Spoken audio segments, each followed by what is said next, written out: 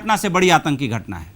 हम सीधे चलते हैं पंखुड़ी पाठक जी के पास। पंखुड़ी जी, आप समाजवादी पार्टी में भी रही हैं और अब कांग्रेस पार्टी की प्रवक्ता हैं। विकास दुबे जैसे अपराधी कैसे बनते हैं?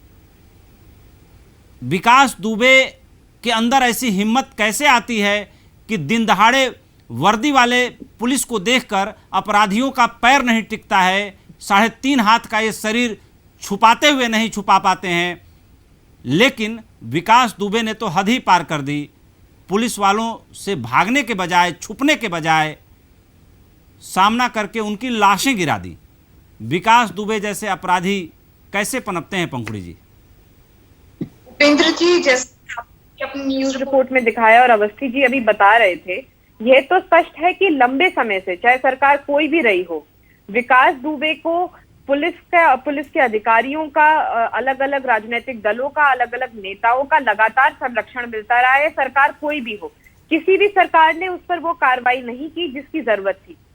योगी जी की जब सरकार आई थी तो इन्होंने कहा था कि जितने भी बड़े गुंडे माफिया हैं हम उनको या तो ऊपर भेज देंगे या प्रदेश से बाहर कर देंगे या ऊपर पहुंचा देंगे, लेकिन विकास दुबे की गिनती उन बड़े अपराधियों में क्यों नहीं थी जिनके खिलाफ ये बात हो रही थी कि इनको इनके अंजाम तक पहुंचाया जाएगा, इन पे कार्रवाई की जाएगी। और अभी भी बहुत अहम सवाल हैं जिनके जवाब नहीं मिले हैं। आज 5 दिन हो गए हैं, पुलिस अभी तक जब विकास दुबे को नहीं ढूंढ पा रही है, अभी तक ये बात साफ नहीं है कि उसके मुखबिर कौन कौन थे।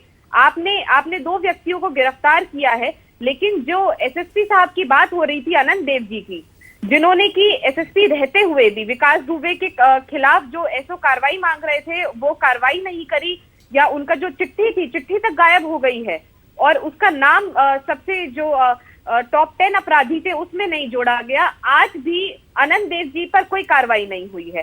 और ये बात जानना बहुत जरूरी है कि अभी इस समय ऐसा क्या हुआ कि विकास दुबे की इतनी हिम्मत बढ़ गई कि उसने 8 पुलिसकर्मियों की हत्या कर दी। ये हमें समझना पड़ेगा कि ये एक इनकाउंटर नहीं था।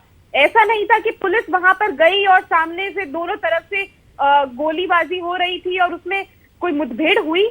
ये एक बहुत ही षड्यंत्र के तहत, प्लानिंग के तहत ये हत्या की गई है। और ये दिखाता है कि विकास दुबे ने खुलेआम इस सरकार को और उत्तर प्रदेश की पुलिस को खुलेआम चैलेंज किया है और ये दिखाया है कि गुंडे बदमाश इस सरकार में क्या कर सकते हैं।